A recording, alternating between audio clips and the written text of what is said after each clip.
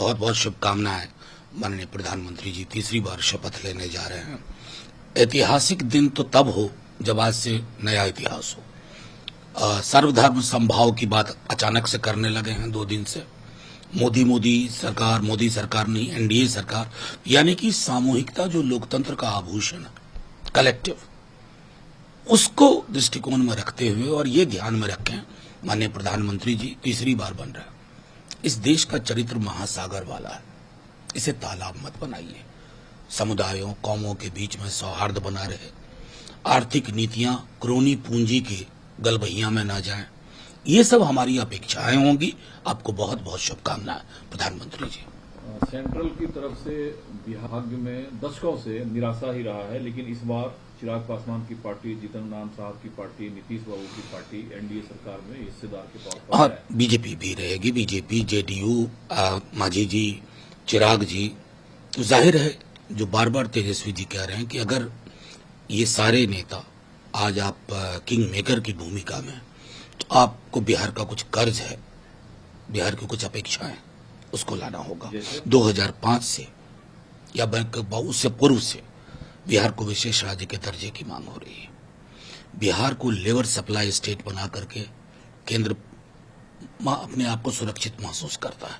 इस स्थिति में बदलाव के लिए आपको स्पेशल पैकेज पे देना होगा।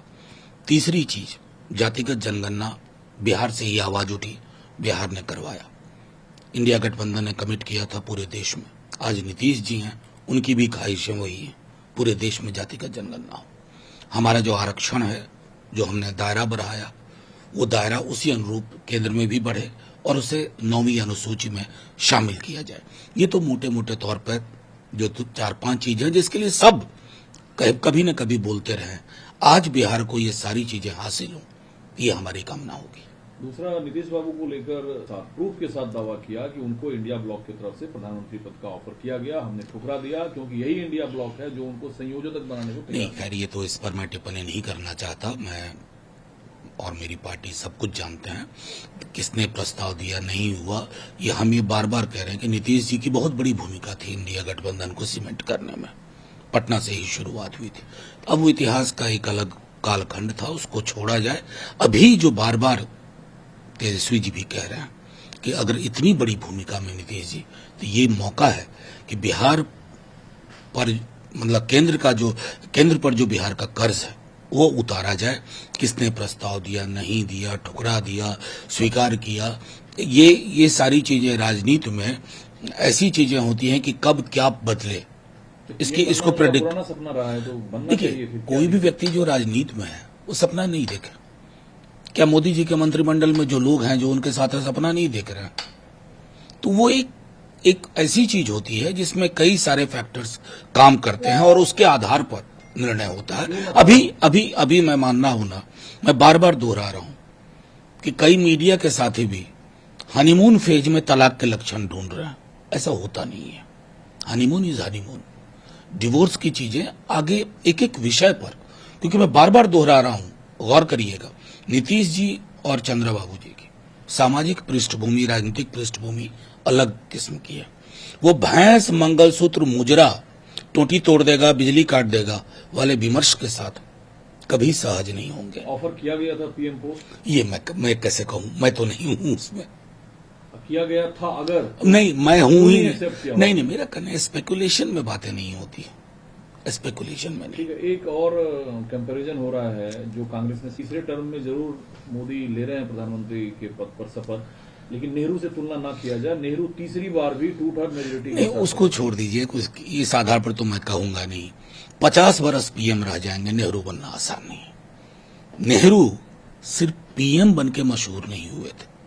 नेहरू जैसी सोच एक ऐसा देश मिला था जो पार्टीशन से निकला था, खून की नदियां बह रही थी।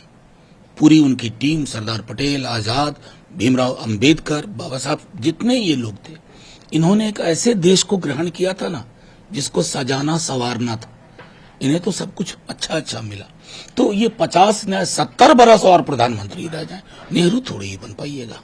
कल जो सोनिया गांधी ने कहा कि वो मिली है, अब जब वो संसद भवन में आए तो उन्हें जवाबदेही का आह्वान करना चाहिए। जो विपक्ष के प्रति उनका रवैया रहा, जो विपक्ष को सस्पेंड कर दो, बिल पास करा दो, मैं उम्मीद करती हूं कि उस दायरे से मोदी अब बाहर नहीं, ये उम्मीद हम सबको है। जब वो हमारी संविधान को चूम रहे थे, नमन कर रहे थे, तो ये सारी चीजें रिटोरिक लगती हैं, सिंबॉलिक लगती हैं। अगर मनसा वाचा कर्मणा में आप संवैधानिक मूल्यों को नहीं उतारते, विपक्ष के लिए किस तरह के शब्दों का आप प्रयोग कर रहे थे? अपने विपक्ष को नक्सली, टुकड़े टुकड़े गए, ये होती है जुबान। आप एनडीए के अब हैं, आप अच्छी बात है, आप मोदी सरकार नहीं बोल रहे हैं खुद भी। वैसे आप तो अपने नाम में खुद जी लगा के बोलते हैं, मोदी जी।